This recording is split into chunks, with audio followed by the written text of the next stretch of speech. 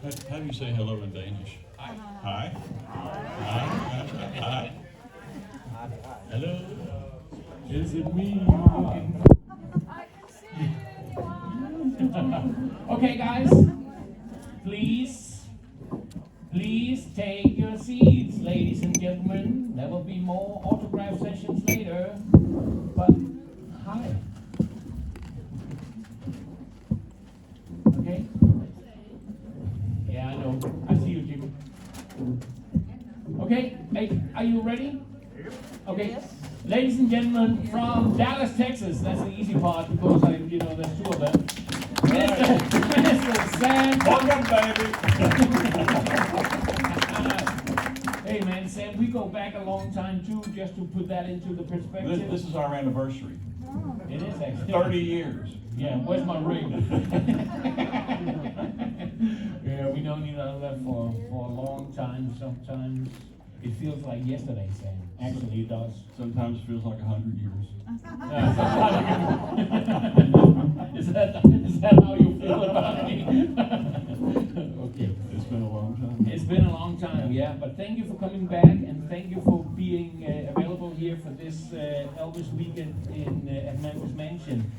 Anyway, let's kick it off. You are a Memphis, born and raised in Memphis, right? Yes.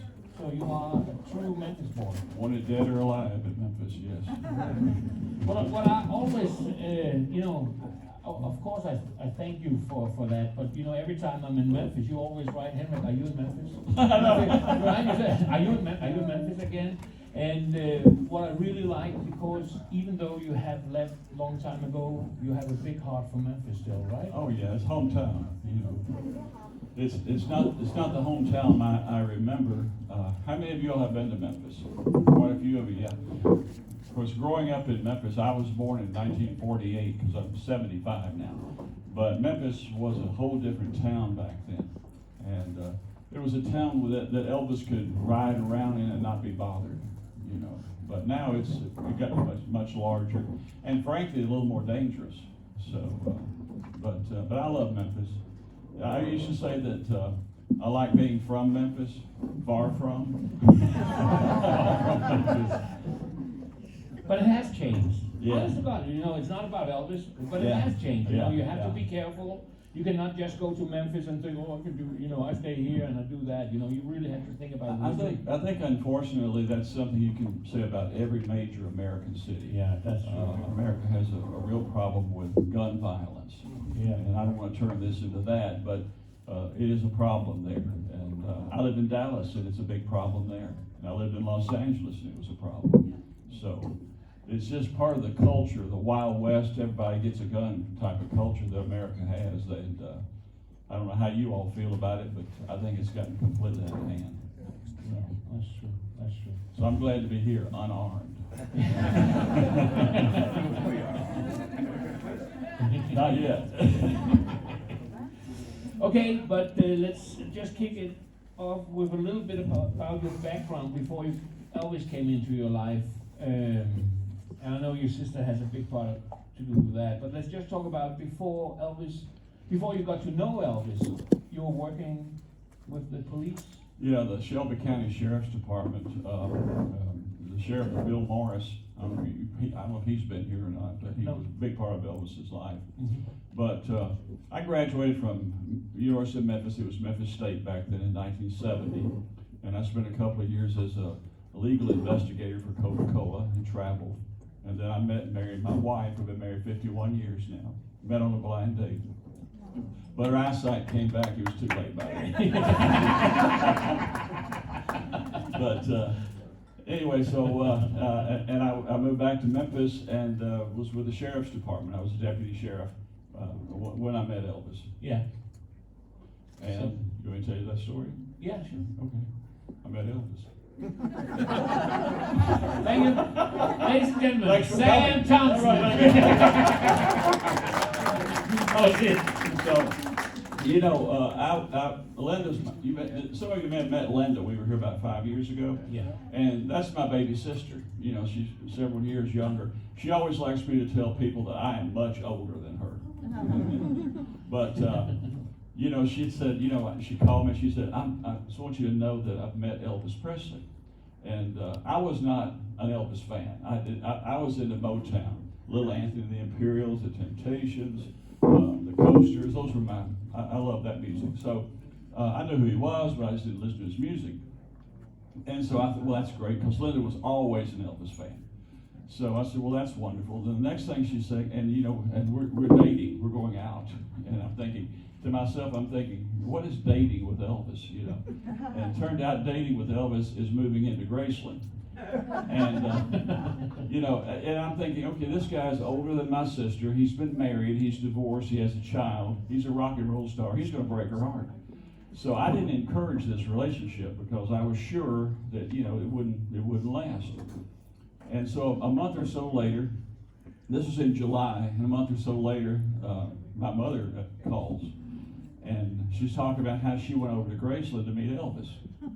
I said, Mom, you went over there and you're encouraging this relationship. You got to remember, this is Memphis, Tennessee in 1972, the buckle of the Bible Belt. And they were living in Graceland, shall we say, without the benefit of matrimony.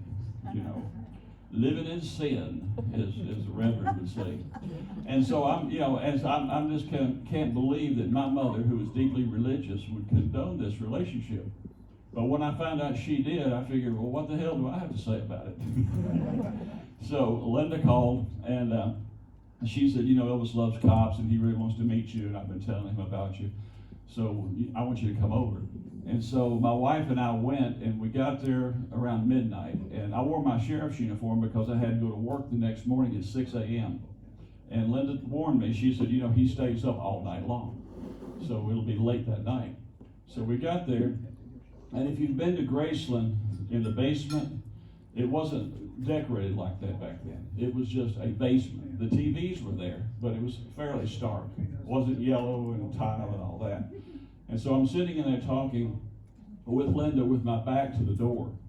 And all of a sudden, you just sense someone come in the room. You know, you can. Elvis had that characteristic about him, very charismatic. And you knew he walked in before you even saw him. So I sat there for a second, I turned around, I got up, and Elvis is standing in the doorway with a karate gi on.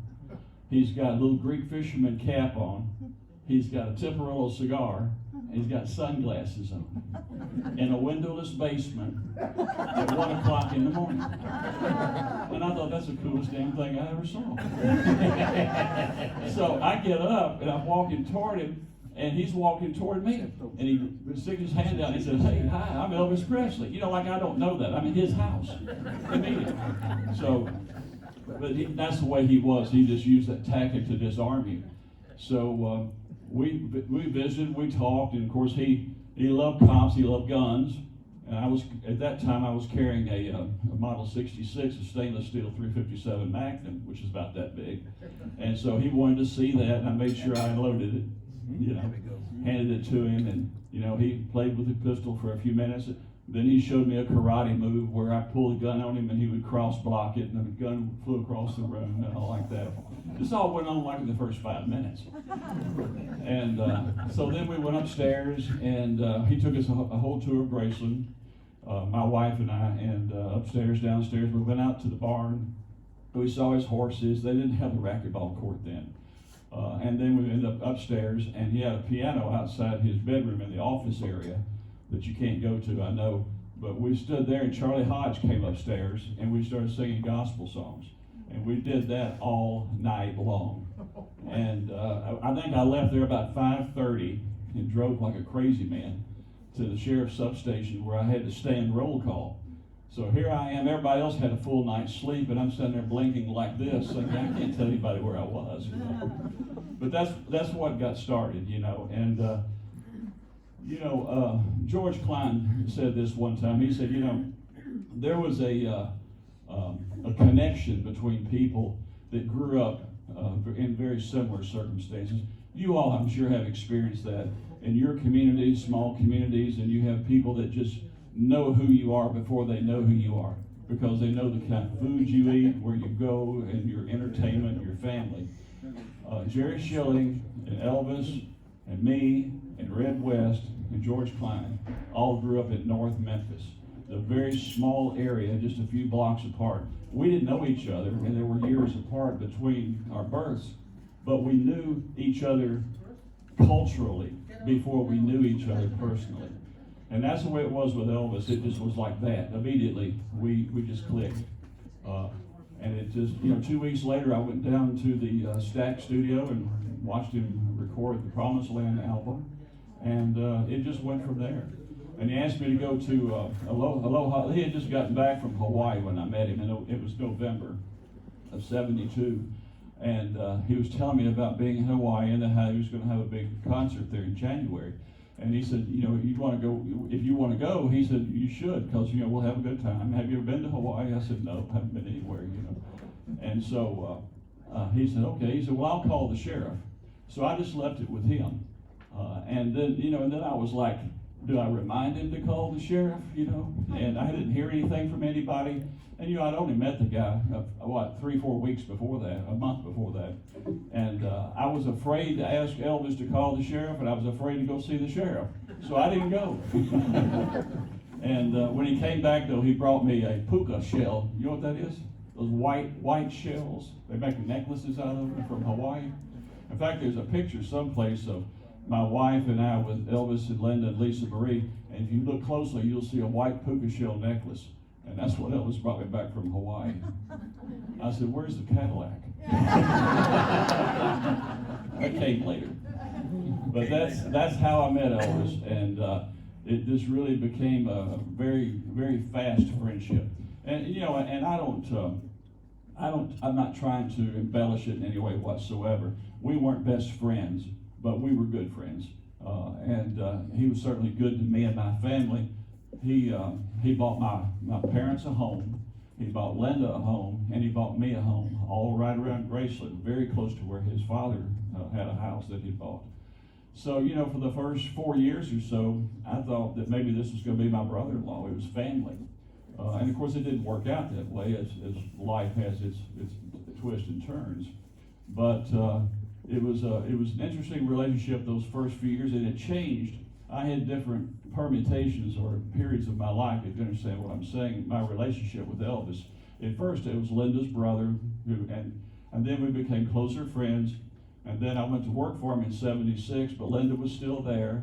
And then Linda and Elvis broke up in late '76, and then I stayed with him for another 8 or 9 months until he died. So each one of those periods, our relationship, our perspectives about one another changed, but our friendship never did. And that's something that I cherish. Yeah. Keep going? Yeah, of course. No, but it's... Henrik knows you just wind me up. He doesn't have to ask questions. No, but the thing is that it's... No, you're good with storytelling, as everybody else today. I really appreciate it. But when Elvis asked you to go on tour with him, what kind of job? Was it a job description, or was it just... You mean when he hired me, or before? No, before. Oh, I was just a friend. Yeah, I went on, I don't know, half a dozen or so tours and different shows, just as a friend. And of course, I had training as a police officer.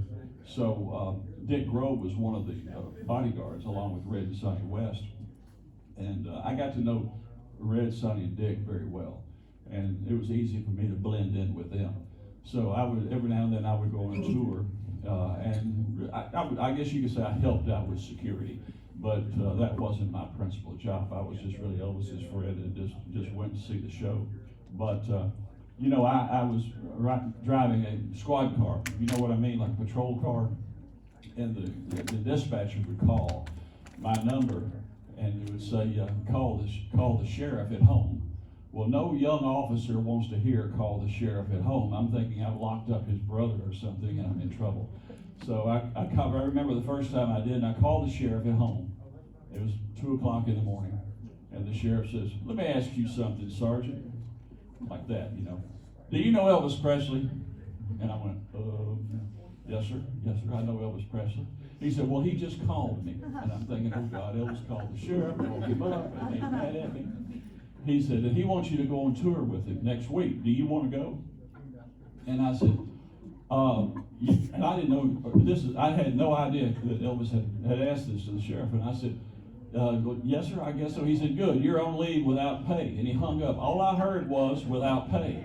That's all I heard. So I immediately, back then it was just a dime, put another dime in the payphone, and I called Elvis's number. I had the private number upstairs. And my sister answered the phone, laughing. And she said, we knew you would call. We knew you would call. And I said, why did you know I would call? She said, because Elvis told the sheriff that you could be with him, but not on the payroll, and that he would take care of your paycheck. And I said, well, I didn't hear it that way. And you hear Elvis laughing in the background. He took the phone. He says, don't worry about it. He said, I was making $630 a month back then. And I went on tour with Elvis, and after a few shows, and it wasn't the Lisa Marie, it was a leased plane that we had, but he was calling people in the back and giving them envelopes with bonuses. And I was just sitting there, I had no clue. He calls me in the back, and he said, there's your bonus. And I said, well, didn't do anything, just stood around. And he said, well, I give everybody a bonus after a tour, here's your bonus. And I opened it up, it was $2,000 in $100 bills. And I just looked at it, and then he took a big ring off and gave me a ring. And he said, this is, I'm glad you came, and I hope you enjoyed yourself. And I'm looking at this, I said, anytime you want me to work. So it just, he was incredibly generous. I certainly wasn't the only recipient of that type of generosity. It was all around me. But it made an impression on me, let me tell you. That was the first time. That was about 74 when I took a tour like that. Then I would take a couple of trips here and there.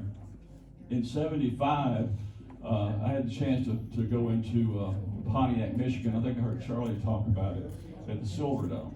And I remember that Sonny and I were standing on one side of the stage, and Sonny walked up to Elvis and said, listen, there's been a death threat you just need to know about.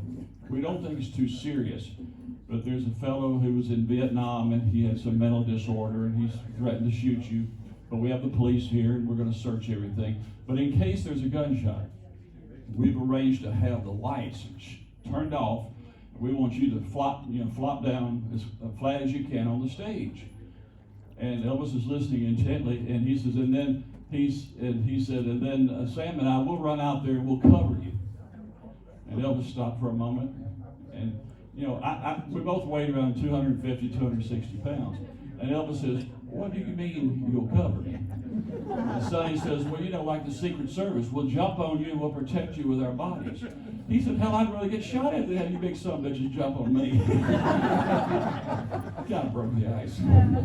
But, of course, nothing came of that. And he put on a great show, except he did tear his jumpsuit that night in Pontiac, Michigan. And Elvis wasn't wearing underwear, folks. So it was quite the show. He split his jumpsuit, and Charlie Hodge had to take a towel off the piano and wrap around his waist. You do that, right? Yeah, I'm just expecting. I'm waiting to see where this goes. Oh, it's just a story. It's just a story. No, but if you're telling that his cheeks was as soft as marshmallows, it was just mentioned earlier today. So where's this interview going? That's what I'm asking. It was like 60,000 people, I think, at Silverdome, Pontiac, Michigan, and it was in the round. And Elvis hated that. He hated to play outside because he liked to see the audience response, and he liked the sound of an indoor venue as opposed to outside. So probably people didn't really get the full shot like some of us did. And those images where you just what? So anyway, Charlie. I have to remember this because one day I have to talk about it. Yeah. Charlie put a towel around him, and he finished the song, and said, excuse me, had a wardrobe malfunction, and he left the stage. And of course, then you've got the Sweet Inspirations and the Stamps up there, and Cheryl Nielsen, and they had to fill, and people didn't really come there to hear them. But they heard them for about 10 or 15 minutes. Elvis went back, put another jumpsuit on, and came out and did a hell of a show. So, but he was pretty resilient like that. He was a true showman. Let me just say that. So what about You were there in Vegas as well. In Vegas? Yeah. 74, 5, and 6. So, what about celebrities there? Who do you remember showed up to meet Elvis? Or? A number of people. I really can't recall a lot of them right now, but I was there the time that Barbra Streisand came. Mm-hmm. But I wasn't in the little room there where Elvis met with her and John Peters, and that was ostensibly the time that she offered Elvis the role for what was the name of the movie? The Stars Were Thinking. I'm old, I forget. What can I tell you? But I wasn't there when that happened. But I remember when they left, Elvis came out really excited, and he was babbling about it and talking about it. He really wanted to do it, and it didn't work out for him to do it. But I remember how starstruck most of us were with with the Barbra. It was Barbra, yeah, for sure. At that time, John Peters was just her hairdresser. He had never produced anything. Okay. But yeah, there were people who came. You know, it was really interesting because everybody who had shows in Vegas, Tom Jones, I remember him coming by. They came to see Elvis. Elvis didn't go to see them. They came to see Elvis in the dressing room and at the showroom. Yeah. That's how it was, right? That's how it was. It was pretty cool, yeah. I mean, it was a clear definition in terms of star talent, because the stars that appeared came to the Hilton, back then it was the Hilton, to see Elvis Presley. Not necessarily the show, but they wanted to come by and meet him and say hello at the dressing room back there. Wow, yeah. And that's another story that I know have been told a few times, but I think there's a few here that may have not met you before, but I really think it's a great story. It's a great story about a place where you didn't sell out all the tickets, and somebody got the great idea to invite somebody. Oh yeah. I know what you're talking about. Yeah. And I asked, is Charlie here? Yeah, he's sitting down there. I thought he was like, was it Philadelphia? What? Where the colonel gave all those tickets to the blind kids? That was almost every night. Almost every night. I can't remember the city. They all kind of blended together after a while. But this is after I actually went to work for Elvis. So this would have been, let's say, mid to late 76. Elvis would work the stage. And he had what we call scarf sequence songs, you know, and they were a medley of songs. And then he would walk around the stage and take his scarves off and hand them to people. And he did that. And when he did, the bodyguards, we would move with him. We stayed in the shadows most of the time. It was his show, not ours. So the few pictures that have cropped up with me with Elvis are the ones that fans took of Elvis, and I just happened to be in his way. So they weren't posed like that. But we would walk around, and Elvis had didn't have condenser mics like they've got now. He had the corded mic, so somebody had to be back there pulling the cord around to make sure he didn't get tangled up. It was a bit of a show, you know, to get him around. So we were walking around that night. He was handing scarves, and there were people behind us, and you know they were screaming and yelling, and Elvis decided in his own mind, well, I'm going to walk back there. So he went around the back of where the rhythm section and the orchestra was, around the back, and they had all these people back there, and they were just yelling and screaming and standing up like this. And he was taking a scarf, and since they were up a little bit, he'd tie a little knot in it, and he'd throw that scarf up there. And usually when he'd throw a scarf like that, these women would grab them like that. He threw that scarf up there, and it just went like this and hit the floor. And nobody even noticed. They're still like, yeah, it's a raise up. But there's the scarf. So he turned around and looked like this, looked at Charlie, and give me another one. Got another scarf, and he threw it up there. And the scarf went up like this and just went and hit the floor. And nobody moved. And Elvis was shaken. He said, what's going on back here? And so he didn't want any more of that. And so he moved all the way back around. And when the show was over, we got him in the limousine. And I'm sitting in the back of the jump seat with Elvis and Joe Esposito. And usually Elvis would sit back and put an ice pack on his eyes and say, how was the show? That night, immediately he jumped in and he said, Joe, did you see those people behind the stage? What was going on back there? And Joe said, oh yeah, Elvis, those were people. The colonel gave extra tickets to the local blind hospital. And those people were all blind. They couldn't see that scarf. And Elvis sat there for a second. He said, Don't you think that's something you should have told me? We all got a good laugh out except Elvis. He didn't think it was that funny. It wasn't that funny, no, but that's a great story. Yeah, but the colonel did do that. He always, the colonel had a charitable nature. He was a complex individual. I had a little bit of a love-hate relationship with him because I had to travel with him. Charles had a very close, loving relationship with the colonel, and I respect that.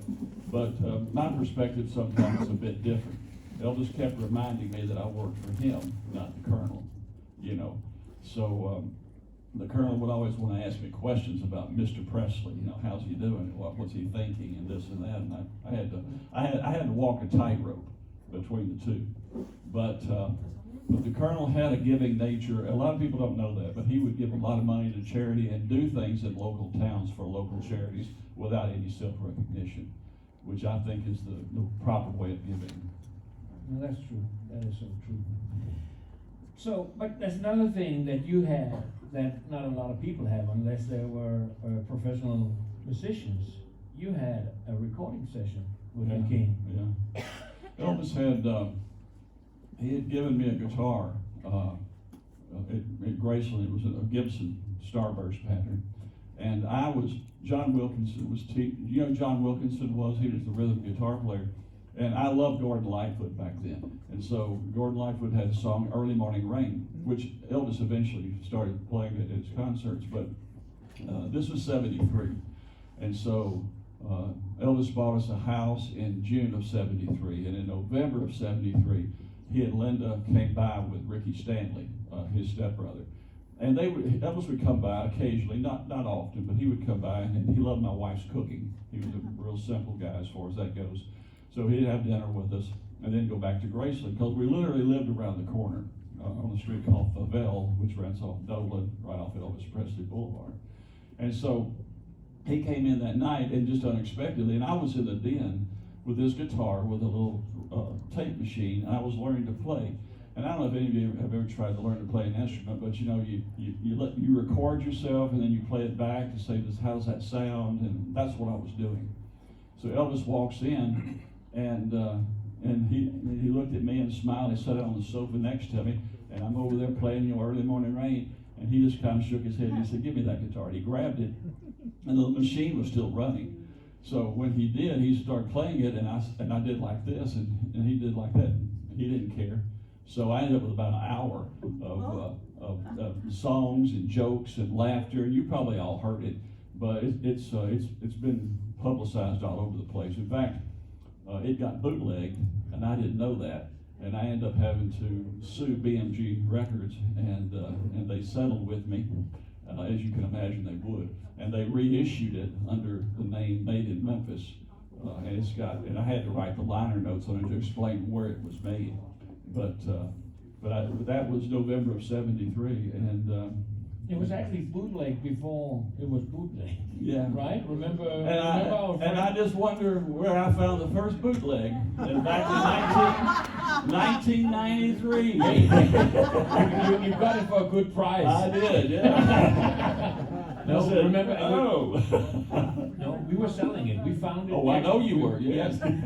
You know the story. I know the story. You know Jimmy Velvet. That's right, Jimmy Velvet.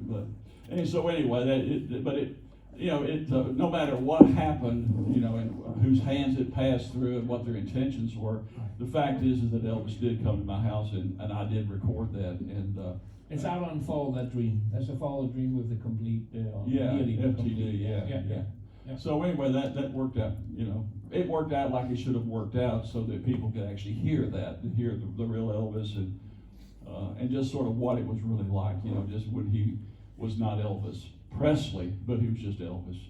And people ask me sometimes, what that was like. And Elvis was not necessarily well schooled, well educated. He only had a high school education, but he was extraordinarily well read. He was a very intelligent man. It's a misnomer to think that he wasn't smart, that he was led by the colonel and all like that. Elvis, he charted his own course, and he was a smart guy. I had a degree from University of Memphis in English, Latin, and philosophy, and he had read more books than I had. So we would sit up at night, and he'd sit in bed, in the middle of his bed in the bedroom, and I'd sit next to him in the chair, and we were reading books. And he would give me books and underline things, and I'd take them home and read them, and I'd bring them back to him, and we had these big discussions at night. And you know, I remember there were times when we would just go deep into discussions, philosophically, religiously, whatever, culturally, and suddenly I would just like mentally pinch myself and say, you realize you're talking to Elvis Presley here, you know? Because you would just forget it was just two guys talking as opposed to Elvis Presley. And people ask me what I miss most, and it's not the cars, and it's not the jewelry, it's not the house or the glamour, it's those moments. And there weren't that many of them, unfortunately, for me, but I had enough to where that meant a lot to me, where we were just human beings, where he was just a person. So I was extraordinarily blessed and honored to have the opportunity to be one-on-one with somebody like that who was just flaws, warts, everything, just a human being, a person. And that's the guy that I miss. That's the guy that I saw. Not the guy on stage. I remember one night we were talking, and he was a bit blue, and we were talking. He said, you guys get out, you go to restaurants. He said, I can't go anywhere. I'm stuck up here in the room on tour. And he said, even at home, it's hard for me to get out. And I said, well, Elvis, we could get you out if you wanted to go. And there's an old truck in the back here, and I could put a baseball cap on you, and I'll drive, and we'll go out that back gate area, and we'll drive around Memphis. Nobody will know who you are. And he looked at me for a second, he said, yeah, but what if we pull out and my fans are down there? And he said, they won't know who I am. And I said, well, that's kind of the point. But you see, as an entertainer, if your fans don't know who you are, your career's over. So he was torn in between a little bit of wanting some anonymity, wanting to be that real person by himself, and wanting to be the Elvis Presley that you all do. And I told him, I said, people all over the world love you, Elvis. And he said, no. He said, they know who that guy is up on the stage. They don't know me. And I think that's something that probably every entertainer of certain stature, they have that. But that's a nagging question that Elvis had the rest of his life, is who is around me that really is there for me as opposed to being close to Elvis and who knows me as a person. That's good, very good. Very good. Is that good? So, we're done? No, we're not done. We're not done. Anyway, but you know what? I think that you kind of worked with him in the later years, and we see you with Elvis and Elvis in concert, and the footage you could see that you were walking on. Was he as weak as he looked? Would you say that when we talk about Elvis? Like Elvis in the CBS TV special, yeah. He was ill. There's no question about that. He was having a difficult time holding up to the rigors of touring and performing, particularly on those hot CBS lights. Mm-hmm. This wasn't a normal tour because we had all the cameras out there, and they had the lights in addition to the lights of the venue. And he was aware that he was being recorded for this special, so the pressure was upon him. And he had some failing health. But I look back on those days, and some concerts were better than others. And actually, the concerts that they recorded were not the best concerts on that tour. We had a couple of really great shows, Cincinnati and some others that were just fantastic. And it just worked out to where the concert footage that they used wasn't the best shows on the CBS tour, which I find regrettable. But I will say this, that even Elvis, as weak as he was in his weakest moments, and he always gave 100%. Now, it might have been 100% of what Elvis could have done, but it was 100% of what he could do at that time. He truly loved his fans, and he wanted to give all of that to his fans. When he came off the stage on any concert, he was wringing wet. Those things were made of what, gabardine or something, those heavy jumpsuits, they were 25 or 30 pounds, I guess. And he came off and there wouldn't be a dry stitch on him. He was so wet. And he would get in the car, and first of all, well, I digress, but we get him in the car, and the first thing he did, we had an ice bucket in there with a towel, and he had glaucoma. So he would put his head back, and he'd put that ice towel on his head. And we wouldn't be out 2 or 3 minutes, and he'd pull that thing off. And the first question he always asked to anybody in the car with him was, how was that show? Do you think they enjoyed it? Do you think the fans liked that? It was more of do you think the fans liked it as opposed to how well did I do? That was his question, and we all had to answer that. And frankly, Joe Esposito was in there, and Joe answered him quite honestly. Some shows were better than others, but Elvis gave his 100% everything he did. You know, if you've ever seen footage, some of you may have seen Elvis concerts, but in the concerts, toward the end of the show, when he was singing I Can't Help. Can't help falling in love. Thank you, Can't Falling in Love with You, lyrics. But you know, he would look around and do this. Remember, have you seen him do this type of thing? Mm-hmm. That was part of our system. Elvis, because he would sweat, and he would be disoriented because he'd come up on stage, you know, night after night in different shows. One night, the stairs of the stage or the backstage would be on one side, the next night they'd be on the other side. So we'd bring Elvis in, and my job was to take Elvis. There's a picture back there actually shows what I did.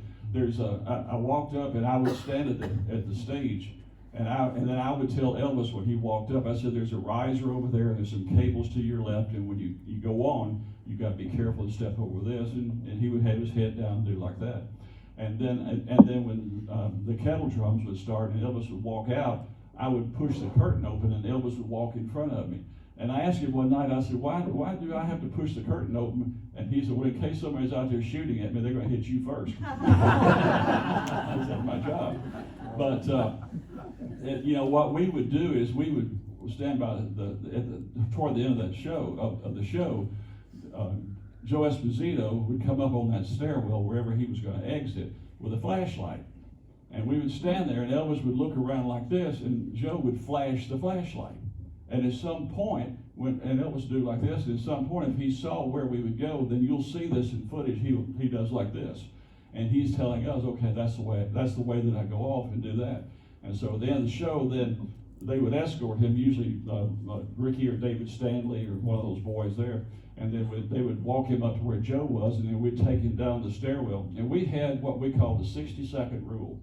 In 60 seconds from the end of the show to when Al DeVorn said, ladies and gentlemen, Elvis has left the building, we had left the building. We had the limo pulled up, we had the driver in there, we had the car running and the doors open. And we took him right off the stage and we put him right in the car and we drove right out of the venue. It was a pretty fast operation. Pretty fast. Rock and roll. Rock and roll. Rock and roll. Yeah. Okay, in a little bit we will have some Q&As, but we have to talk about this as much as I don't like it, but we have to, because once in a while I meet somebody who says, oh, you know, I think I saw Elvis in Kentucky, or I don't believe Elvis died there. I think he is on an island somewhere and somebody's taking care of him. But I know nobody who can answer that question better than you. You have to explain that. I know everybody here probably have the same feeling towards it, but there could be one or two that was thinking, oh, I think he's somewhere. I have other stories that are much more uplifting. No, but come on. Say both. Is this the end of our interview, by the way? No, not yet. Okay, all right. Well, anyway, yeah, you know, Elvis was about to go on tour, and I was with him the night before. Let me backtrack just a little bit. After Elvis's last tour in June, we were in Memphis. We just rode motorcycles, went to Memphis a couple of times and hung out and relaxed. And then Elvis rented Liberty Land, which was a fairgrounds type place. Lisa Marie was in town. And I was the principal bodyguard that took Lisa Marie back between Elvis and Priscilla. I did that several times. I had two little girls. And whether it's true or not, Elvis said I was the only one that could get her to eat her vegetables on the plane. And I don't know if that's really true, but anyway, to this very day, one of my greatest honors that I'm so proud of is that he trusted me enough to entrust his young daughter with, to travel like we did. And I was armed and I had sheriff's credentials. It was so funny because we had first class tickets, and the first time that I went on the plane and showed the pilot, back in those days, if you were a cop, you just showed your badge. If you had a gun, no problem. So I showed the pilot my badge, and he said, "Are you armed?" And I said, "Yes, sir." And I said, "And I'm escorting Elvis Presley's daughter." "Oh, okay." They put me right in first class. And so I told Vernon that, so from then on, Vernon just bought economy tickets because he knew it was going to be a bump up. Vernon was a little tight. But anyway, we rented Liberty Land, and I had to ride the Zippin' Pippin, the world's largest wooden roller coaster, which is no longer there. Elvis loved that thing, and he rode it. Lisa rode it 30 times in a row, and I had to ride it about 15 or 16 times with her, and I was so sick. And I crawled off that thing, and I said, Elvis, if I ride that again, I'm going to throw up. And so he made somebody else get on there with her, because she was 9 years old. You know, she was wild and ready to go. And so we had that, and so that's the night he said, look, I want you to make sure, you know, you come over and get your tickets from Daddy, because you're going to take Lisa Marie back, because she was overdue to go back to Priscilla, and we were going to start that tour in Portland, Maine. And I said, well, that means I won't be on the Lisa Marie with you, the plane. He said, no. He said, Dick will. And he said, you fly, you take Lisa Marie there, and then you go back to the airport, pick up Ed Parker, who was our karate instructor, and you and Ed fly into Portland and catch the tour there. So that was what I was supposed to do. So that day, August the 16th, I'd been there the night before, and I went up to see Elvis and told him I was leaving, go home, get a little sleep. And he said, good. He said, I'm gonna go play racquetball. And he said, you know, this is gonna be a great tour. It's probably gonna be the best tour we've ever had. He was just so jazzed about it. You know, people ask about Elvis, was he depressed? Or he loved being Elvis Presley. Let me assure you of that. He loved his fans, he loved his music, and he loved being who he was. And he really believed this was going to be the best tour he ever had. So that should debunk all these crazy stories about him taking his own life and that stuff like that. And so, you know, and as we did, you know, we hugged each other and said goodnight. And I said, okay, I'll see you in Portland, Maine. And, you know, he'd take good care of my baby, that kind of stuff. And I said, okay. So I went home and got some sleep. And next day, my father drove me up to Graceland in a car that Elvis had given my sister. And we went through the gates and drove up, and I saw the ambulance at the front there. And the first thing I thought was that that's Mr. Presley Vernon, because he had a bad heart. And I thought something had happened to him. And it turns out that I had gotten there just at the moment where the ambulance had come back to Graceland. And Dr. Nick was in the ambulance with the paramedics, because they were going to tell Vernon that Elvis had passed away. And knowing Vernon had a bad heart, they had the paramedics there. And I walked in the back door right at that moment. And so Vernon was wailing and crying and screaming, and he saw me, and he said, you don't have to go now, and my baby's dead. And it was terrible. And so I stood there just for a moment. I was just sort of stunned. And then I kind of regained my composure, and I remembered that I was in charge of a little 9-year-old girl whose father had just died, and she was in the house. And so I immediately started looking for Lisa. And of course, people were just milling around crying. And so I was walking through the house, and if you've been to Graceland, you go in the front door, the stairwell goes up, and there's a little hallway to the right, and there's a little bedroom to the right-hand side. And at that time, that's where Elvis's grandmother lived, Dodger. And she wasn't in that room at that time. But I heard voices in that room, and I went in there. Lisa Marie was on the telephone. Now remember, Linda and Elvis had been broken up since November of the year before, and Lisa's 9 years old.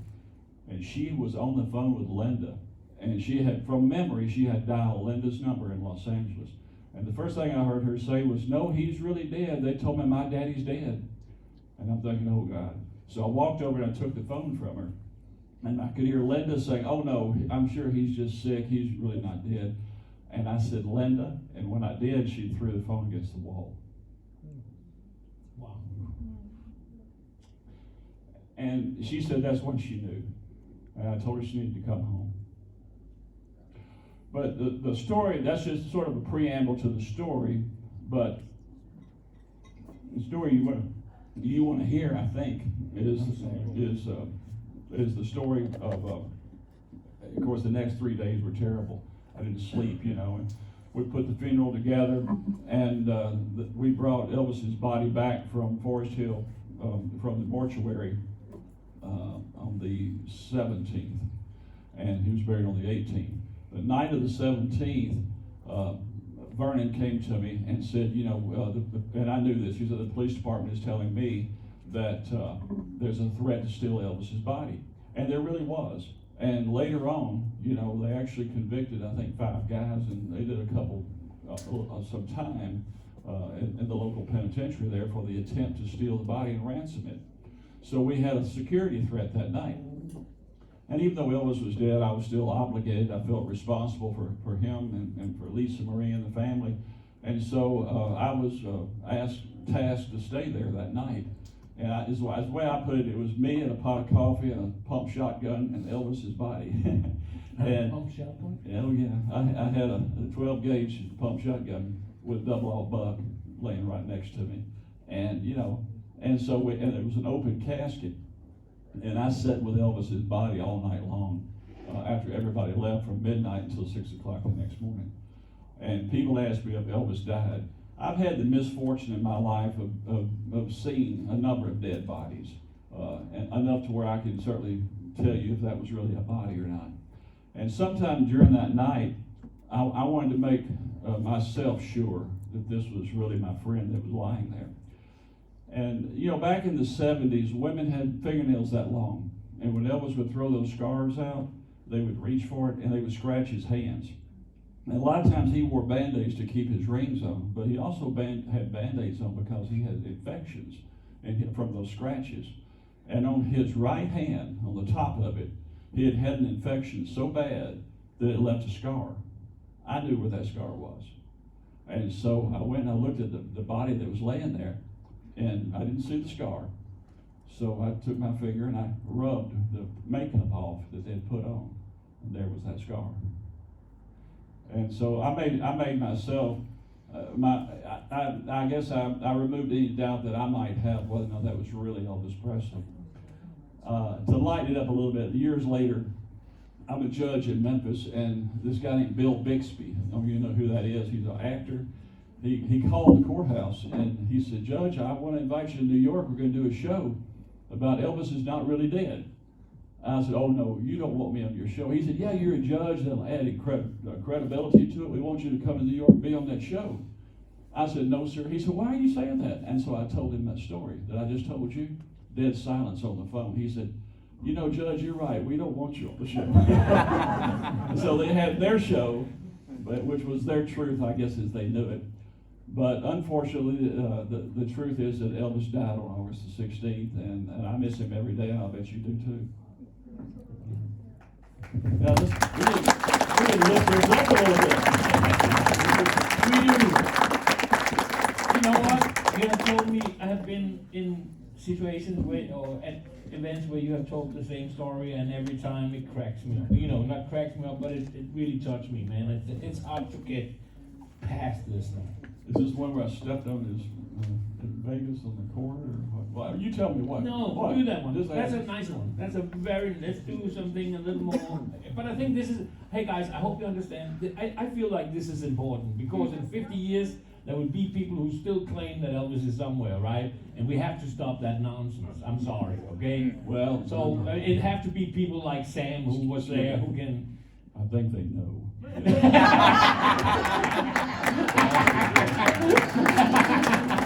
Hey, I think they know. I think they know. EP, I think they know. You're a bastard. You know, Elvis would, if he were here, and he probably is here in some form, in some realm, he would really be getting a big kick out of the fact that people still think that, you know. But, you know, he had such an offbeat sense of humor. And as you can tell, I do too. And you know, he attracted people that had that kind of sense of humor, sort of dark humor. You know, he liked Monty Python. You guys know who Monty Python is? Peter Sellers. A real quick story about Peter Sellers. We were in Cincinnati, and I was, you know, Elvis never got up before say 3 o'clock, 4 o'clock in the afternoon. Then he had breakfast, then we do the show. So about 3 o'clock that afternoon, I get up and I'm walking out in the hall in the hotel, and I look down there and there stands Elvis Presley in the hallway with a blue DEA jacket on, his hair stuck up because nobody had combed his hair yet. And I walk out, I said, Elvis, what are you doing out here? And he said, well, I just woke up, and he said the valet, one of the boys that was supposed to be in there wasn't. And he said, man, my room is hot. There's no air conditioning. It doesn't work. And I said, oh. And I said, well, I'll go downstairs and talk to the manager. He said, no. He said, I was looking out my window. There's a hotel right across the street. I'm going to go there and get a room. And he's saying that as he's walking to the elevator. He hits the elevator and gets on. And I had to run and jump on the elevator. And I had the red CBS tour jacket on, so we get to the lobby. And I see David Stanley and I see Ed Parker, and I'm waving, and they came over, and Elvis is just walking right through the fans and everybody, walks out the front door, walks across a 4-lane highway. I mean, cars are honking, brakes are screeching. We're out there in red jackets doing this, and there's pictures out there, you probably have seen them, of Elvis just walks right across the street. And he walks up to the desk clerk at the Radisson across the street, who had his head down, and he said, "Do you have a room?" in his best Peter Sellers voice. And the desk clerk never looked up. He said, "Oh, we're booked. You know, Elvis is in town." And he saw Elvis standing there. And by that time, we had about 200 people around us, and we're trying to keep them away from Elvis. So they had one room left in the whole hotel. So we took that room. And Al Strada, our wardrobe guy, he brought all the jumpsuits over. And so we staged, Elvis was in that room with the jumpsuits, and we staged the whole show out of that one room. And at the show was over, we flew back to Memphis rather than stay anywhere. And then we flew back, and the next city was Rapid City. I don't remember this next city. But when you walked in that room, you could see your breath. They had heard the story about Elvis not wanting to leave the hotel because they didn't have good air conditioning, and they had cranked that damn air conditioner down so low that when you walked in there like that,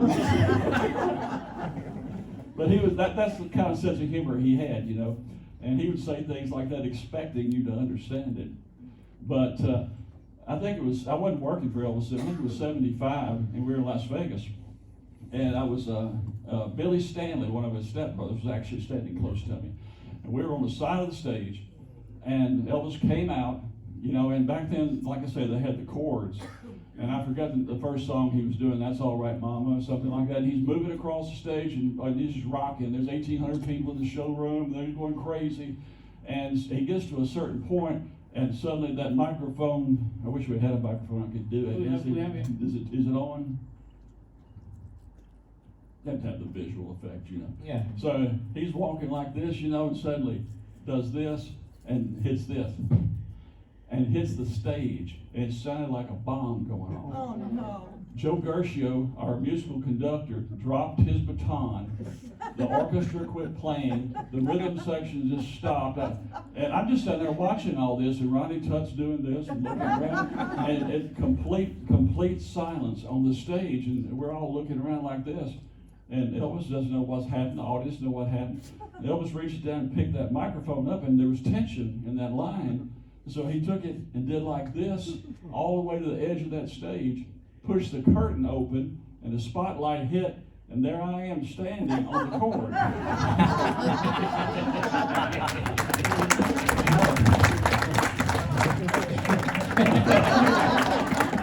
So later, a couple days later, Elvis calls me up to the room, and I'm thinking, boy, he's going to wear me out on this. And like I said, I was just there. I wasn't working for him or anything. And he was giving people bracelets. And Joe Esposito bracelet said Joe, when you flip it over, had his nickname, which was Jaws, because he had little fat jaws.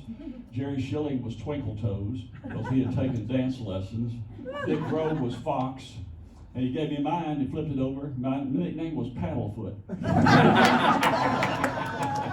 Still have that bracelet. That's good story. Okay, we're going to have a few questions, I hope, from the audience. Anybody who wants to ask Sam Thompson something? Or I'll just keep telling stories. Otherwise, he can drag us. Yeah, that's one from. I speak to you yesterday.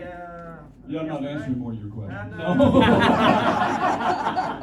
Next. and we talk about are your guns inside the jacket? What kind of guns did you use to protect Elvis? What kind of a weapon did I Yeah, carry? yeah, weapons. Yeah. Back then, I carried a 357 Magnum Smith & Wesson, but it was a snub nose, and I carried it in a shoulder holster. Funny story about that. We played Nassau County, New York, and we're flying in on the Lisa Maria. Elvis calls me and Dick Grove, the other bodyguard, who had been a cop in Palm Springs. He said, New York has this new law, and nobody can carry a gun, even off-duty cops, so you guys have to leave your guns on the plane. And we said, okay. And of course, we knew Elvis was always armed, and we weren't going to get off that plane unarmed with Elvis Presley. So, yes, okay. Plane lands, and I go down the jetway, metal jetway. They rolled up to the Lisa Maria, and there's the chief of police and the mayor and these dignitaries. Colonel Parker is there. And Elvis comes out, and when he does, about 300 or 400 fans behind a fence are yelling, Elvis, Elvis! And he turns and he's got his blue DA jumpsuit on, or just a jumpsuit rather.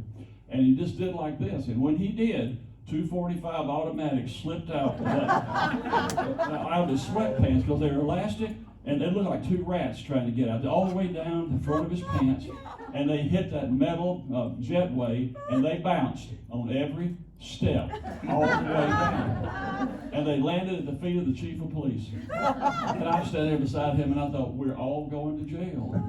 We'll read about this tomorrow morning.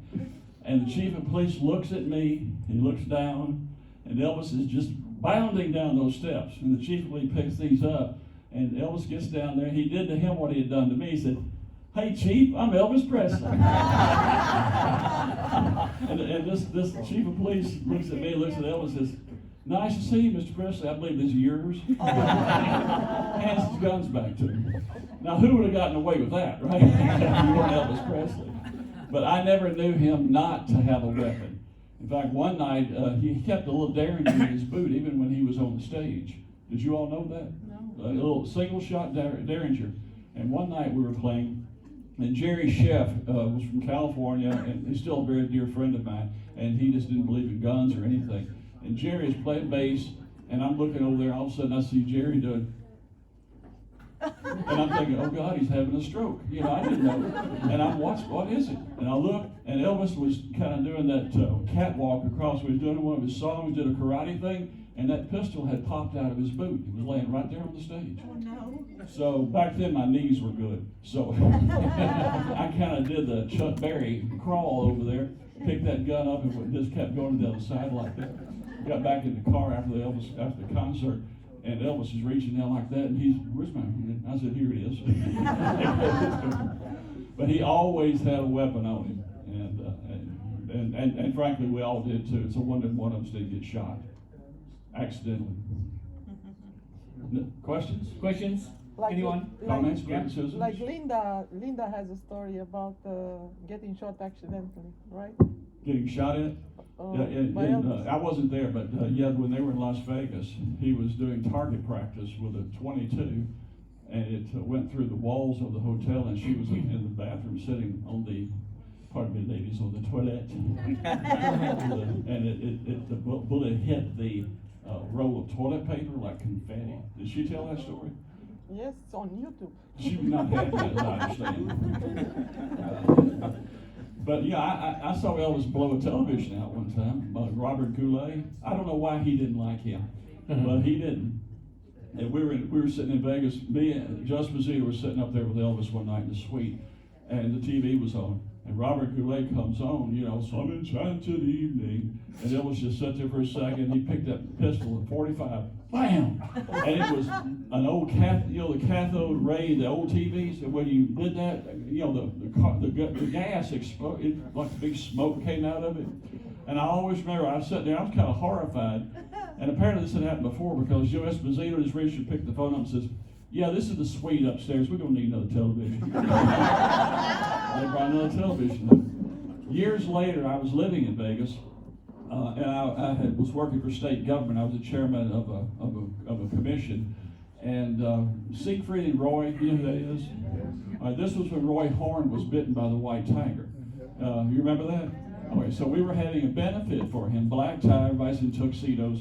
We were raising money for Roy Horn for his medical expenses. And so they were there, and I was sitting at the table, And this gentleman walks up to me, and it was Robert Goulet, who I'd never met. And he said, let me ask you a question. He said, I understand you used to work for Elvis Presley. I said, yes, sir. And of course, Robert Goulet was an old man then. And he said, tell me something, why didn't he like me? And I lied to that man. I said, oh, it's just an old story. What was I going to say? You know? No. But he had, I don't know what, he just didn't like his singing, I guess. But, I heard that he was singing at a sport event, and he was singing the national is that what you said? Anthem, yeah, and he wasn't remembering the words or something like that, and Elvis got annoyed. I don't know. And he's a Canadian, right? I don't know. So they- I just know Elvis didn't like it when he was on television. And like I say, I know it happened for me once, and I think Linda said she saw him do it one time. So Elvis invented the remote control. the fast track. Yeah, he just had gunpowder in it, that's all. He was a fun guy to be around. Let me just tell you that. You never knew what was going to happen. We had what we call the unlimited substitution rule, which meant that no matter what you planned, it was going to change, and you had to substitute something for it. Oh. Okay, That was what we called right. it, yeah. Any other questions? What? All right. Okay, we good? Are we good? Here. Oh, that's here. Sorry, Sam. Don't be shy. Yeah, I have seen the movie Protect the King, and I wonder, have you seen it? Have you seen the movie Protecting the King? And how many security was there? Who did that movie? I think it was one of the Stanleys, right? Wasn't it? I think. Yeah. Yeah, I haven't seen it either. Yeah. Protecting the King. Yeah, I'm aware of it. I'm aware of it. David Stanley did that. Yeah. You know, I like David. David's a fine young man. He's not that young anymore. He lives in Las Vegas. He has Parkinson's right now. So I hope you keep him in your prayers. But he was a valet. He had loaded and unloaded our luggage on the Lisa Marie. He was one of the valets that set up with Elvis at night and got him something to eat or something to drink if he wanted to. But that, it's funny because after all these years, people have become much more important in terms of titles and things like that. And, I don't disparage any of those people. Wherever we are on God's green earth, your perspective, your truth is your truth, and you can tell it. That's fine. I try to make my life with Elvis less than what it was, as opposed to trying to make it bigger. Some people feel the need to make it bigger, and that's all I have to say about it. I'm aware of that movie and some of the depictions that were in there about the roles of different people. It's funny because my job title was bodyguard. That's all it was. It wasn't chief or anything else. It was just bodyguard. But we all had functions. Sometimes I hear about people talking about the hangers-on with Elvis. I didn't know it. The only hanger-on that I ever was aware of was Lamar Fike. No. And he was there because Elvis wanted him there because he was funny.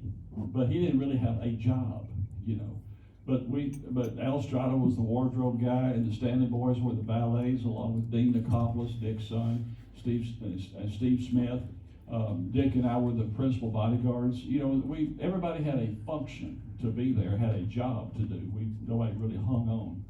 But as years have passed, particularly on the fringe of the group, people end up being promoter of this and director of this and in charge of this, and it's kind of amusing to me when I look back.